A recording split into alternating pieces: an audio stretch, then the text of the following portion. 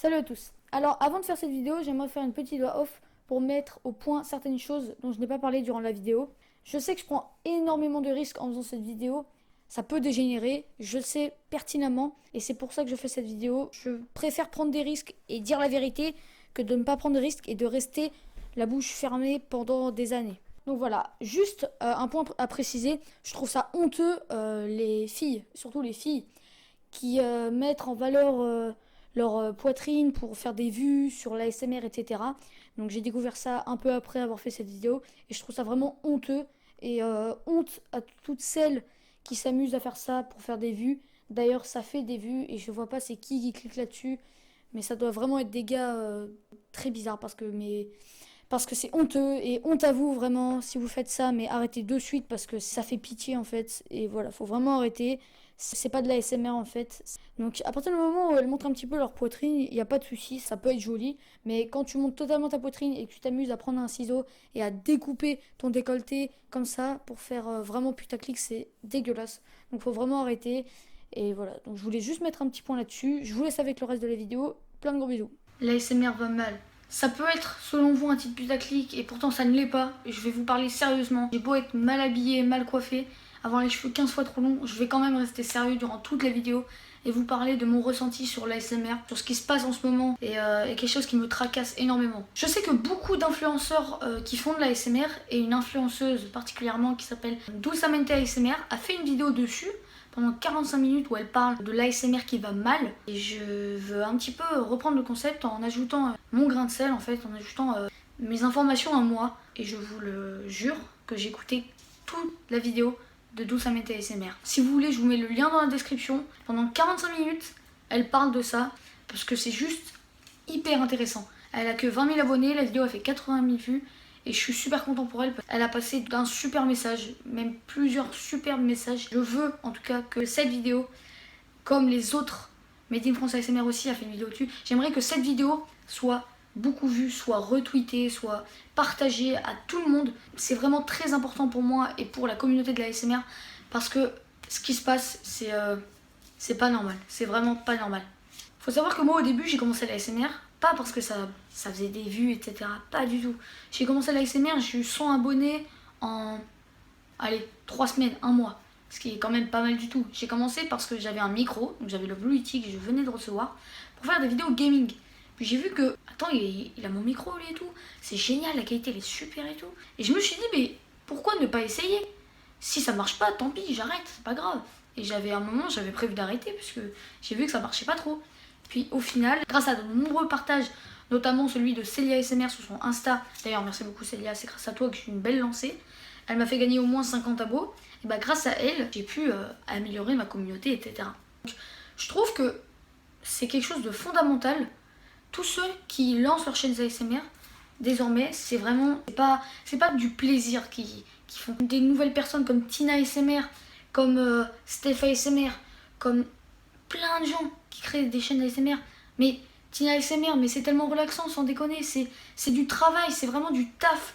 Mais ça se voit qu'elle taffe sur ses vidéos, même si elle taffe pas comme de grands youtubeurs ASMR, comme Made in France ASMR, on voit qu'il y a du travail. On voit qu'elle s'investit énormément, on voit qu'elle est contente, elle fait des stories Insta et tout.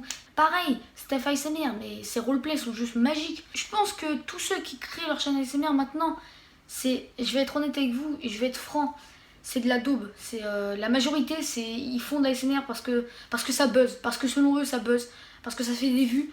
Tu gagnes 300 abonnés en 2 secondes parce que tu fais un roleplay que tout le monde connaît, un roleplay coiffeur, et tu fais 2000 vues et voilà. Et ça me dégoûte. T'en as très peu, mais t'en as des nouveaux ASMRtistes qui essayent d'émerger sur YouTube, de se démarquer, de faire de bonnes vidéos, de faire de la qualité avec un bon micro, avec du matos, et qui ne peuvent pas. Parce que il y a plein de gens avec zéro micro, vraiment. Ils vont essayer de se faire une communauté qui sera une communauté assez bonne, mais la communauté aura mal choisi son ASMR artiste. Parce que je trouve, et ça c'est un point fondamental, faut pas créer de chaîne ASMR si vous n'avez pas le matos. D'ailleurs j'ai de la chance parce que j'ai des parents qui acceptent de m'offrir ça et j'ai beaucoup de chance d'avoir un Tascam. Là d'ailleurs je vais recevoir un Blue Yeti. J'ai énormément de chance. Mais je trouve que faut un minimum de respect envers l'ASMR. Parce que quand je poste des commentaires sous les vidéos ASMR, c'est pas pour poster un commentaire comme ça, pour dire oh tiens, superbe chaîne, terminé. Non, alors que la chaîne est nulle à chier. Pas du tout, c'est pas du tout ce que je veux.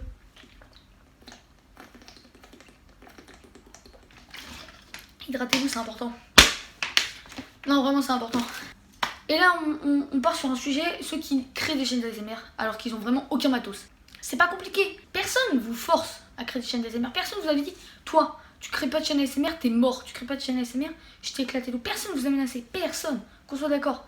Alors arrêtez de créer des chaînes ASMR, d'en créer 20 000 chaque jour. Tout ça pourquoi? Pour essayer de se démarquer.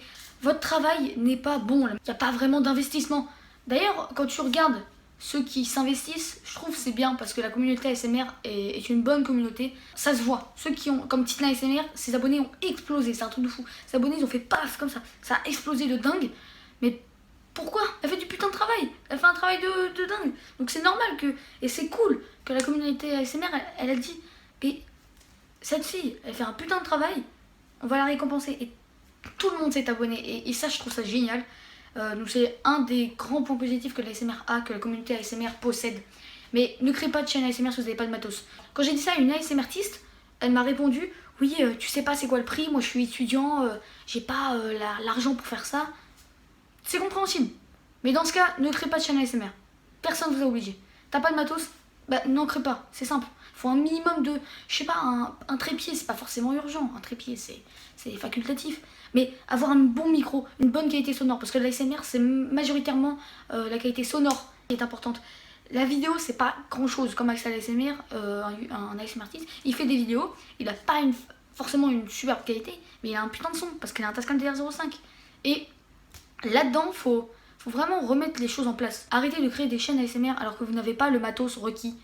Ça sert à rien. Ça sert juste à prendre de la place, à bouffer les autres chaînes. Et à cause de ça, d'ailleurs, j'ai vu que Steph ASMR fait une pause. Et peut-être que c'est pas à cause de ça, mais si en tout cas c'est à cause de ça, ça me dégoûte. Et donc voilà, c'est un petit coup de gueule.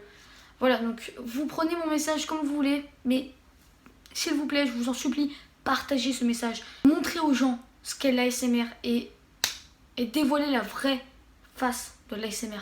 Bon, la vraie face de l'ASMR, elle est positive en soi, mais dévoiler le côté obscur de l'ASMR. D'ailleurs, d'où ça m'était, ASMR l'a dit, il y a eu des partenariats très très douteux, mais excessivement douteux. Moi, par exemple, mon partenariat, j'ai reçu ça, et d'ailleurs, ce partenariat m'a proposé une superbe idée. Et ils m'ont pas payé pour autant, ils m'ont pas payé, ils m'ont juste envoyé des coques gratuitement. Ça peut vous faire gagner des coques, je mets en valeur un produit qui est assez bon, et en plus, enfin, le roleplay était super, quoi. J'ai eu de super retours. Donc, je trouve ce partenariat était vraiment adéquat, on va dire. Bah écoutez, je vous dis à la prochaine. Merci d'ailleurs si vous avez partagé ce message. Voilà, sur ce, abonnez-vous si ce n'est pas fait. Mettez un petit pouce bleu si si mes propos selon vous sont cohérents et sont assez représentatifs de ce que vous pensez sur l'ASMR, de négatif. N'hésitez pas à me dire vos avis dans les commentaires, j'accepte tout. Positif, constructif, négatif, pas trop négatif non plus, mais voilà. Donc j'accepte absolument tout quasiment. Sur ce, je vous dis à très vite. Désolée pour ce moment si ça vous a fait chier. Mais j'espère que le montage va rattraper ça. Voilà. Là, ça fait 10 minutes que je tourne. Et ça fait du bien d'extérioriser toute cette rancœur que j'avais envers ceux qui créent leur chaîne ASMR. Voilà. Sur ce, plein de bisous. Je vous aime.